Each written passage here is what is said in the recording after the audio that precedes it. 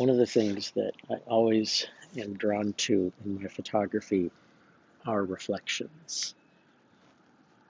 I love finding that lake on a still morning. It seems to give that perfect reflection of the morning sunrise or the plants and trees above it. One of the things about the Psalms is that they are a reflection on life and the realities of life, like the last one about the realities. There's times that we may not feel like we're ready to dance in the morning,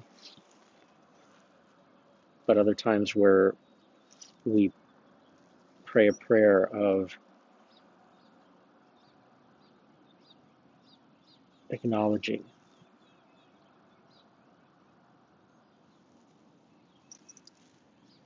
what we have heard and what we have seen. Psalm 31 is one of those, as is the poem for today. In you, O Lord, I seek refuge. Do not let me ever be put to shame. In your righteousness, deliver me. Incline your ear to me and rescue me speedily. Be a rock of refuge for me, a strong fortress to save me. You are indeed my rock and my fortress. For your name's sake, lead me and guide me. Take me out of the net that is hidden for me, for you are my refuge. Into your hand I commit my spirit. You have redeemed me, O Lord, faithful God. You hate those who pay regard to worthless idols, but I trust in the Lord. I will exult and rejoice in your steadfast love, because you have seen my affliction. You have taken heed of my adversities, and have not delivered me to the hand of my enemy. You have set my feet in a broad place. Be gracious to me, O Lord, for I am in distress. My eye wastes away from grief, my soul and my body also. For my life is spent with sorrow, and my years with sighing. My strength fails because of my misery, and my bones waste away. I am the scorn of all my adversaries, a horror to my neighbors, an object of dread to my acquaintances. Those who see me in the street flee from me. I have passed out of mind like one who is dead, and I have become like a broken vessel. For I hear the whispering of many, terror all around, as they scheme together against me, and they plot to take my life. But I trust in you, O Lord. I say you are my God. My times are in your hand. Deliver me from the hand of my enemies and persecutors. Let your face shine upon your servant. Save me in your steadfast love. Do not let me be put to shame, O Lord, for I call on you.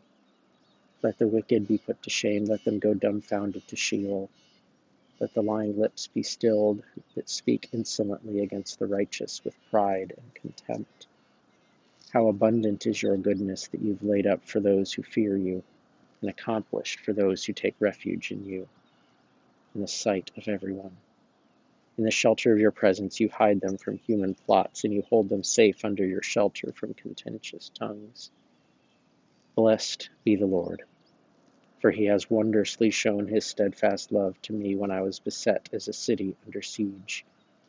I had said in my alarm, I am driven far from your sight. But you heard my supplications when I cried out to you. Love the Lord, all you saints. The Lord preserves the faithful, but abundantly repays the one who acts haughtingly. Be strong, and let your heart take courage, all you who wait for the Lord.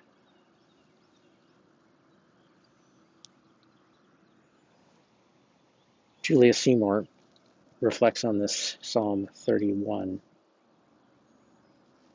with her poem entitled A Silence from Boasting. Focusing on verse 18, let the lying lips be stilled that speak insolently against the righteous with pride and contempt. She writes, if the divine stillness fell upon lying lips, what sounds would still be heard? Would anyone be left to speak? Would we finally hear the testimony of those shoved aside, talked over, whispered about? Would we finally hear the slut-shamed, the alternately pronounced, the struggling with debt, the pipeline to prison, the poisoned by drinking water, the sequestered on reservation? If a holy hush fell on mouths that spew untruths, what stories would become known? Might we then listen to the assaulted, the addicted, the hungry, the fearful, the grieving, the aching, the suicidal, the lamenting, the frustrated? What sounds would die away in the wake of prevented false witness? A silence from boasting, from false praise, from gossip, from fake news, of ranting, from false consolation, from one-upsmanship, from the promise of idols. In that enforced silence, what would we hear? What holy stories would pour forth? And when we are wrapped in the voice of God, in a quilt of honesty and waking witness, what will we do with what we have heard?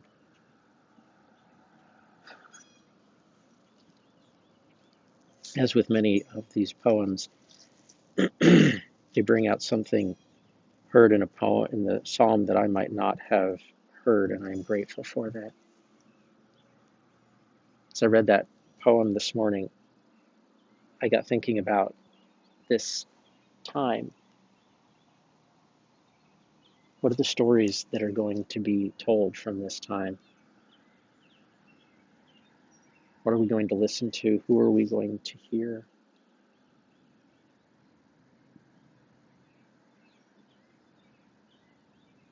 We have an opportunity right now in sort of this enforced period of separation and distancing to be intentional about listening to other voices that we might not otherwise hear.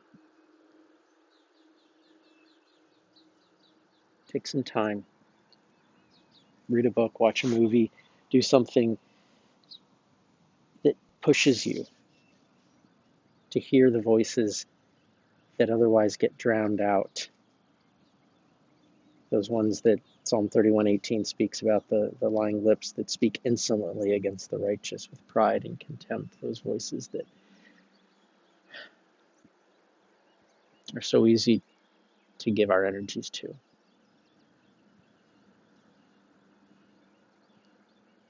And hear the needed and beautiful and powerful voices that are all around us.